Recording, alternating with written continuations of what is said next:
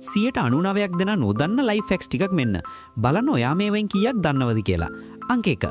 කරාමෙන් වතුරෙන් හිමින්ද කරාමේ කටට tooth paste ටිකක් දාන්න. ආයෙත් වේගෙන් වතුරේ ඊළඟ පාර try කරලා බලන්න. අංක 2. කරාමේ තද වෙලාද ලණුවක් කොතලා ඒකට ස්ක්‍රූ පුණියනක් දාලා කරකවන්න. මේකෙන් ලේසියෙන්ම කරාමේ බුරුල් කරගන්න පුළුවන්. අංක 3. මූඩියකට හිල් විදලා ස්පොන්ජ් කෑල්ලක් දාලා බැලුන් එකක් හයි කරන්න. දැන් මේක කරාමෙට දැම්මම සිංක් එකේ හැමතැනම හොදගන්න හරිම ලේසි. අංක 4. බෝතලෙට මූඩියක් නැද්ද? බැලුන් එකක් බෝතලේ ඇතුළට ඔබලා බැලුන් එකේ කට බෝතලේකට වටේට දාන්න. වතුර ලීක් වෙන්නේ නැති සුපිරි මූඩියක්. අංක 5. ගෙදර බෑග් සීල් එකක් නැද්ද? මේ වීඩියෝ එකේ විදිහට කරන්න. ඕනම බෑග් එකක් සාමාන්‍ය සීලර් එකකටත් වඩා හොඳට සීල් කරගන්න පුළුවන්. අංක 6. පෙනේරයක් හොදන්න වතුර යනවා වෙඩිද? පෙනේරය ඇතුළට මේ වගේ හැන්දක් තියලා හොදන්න.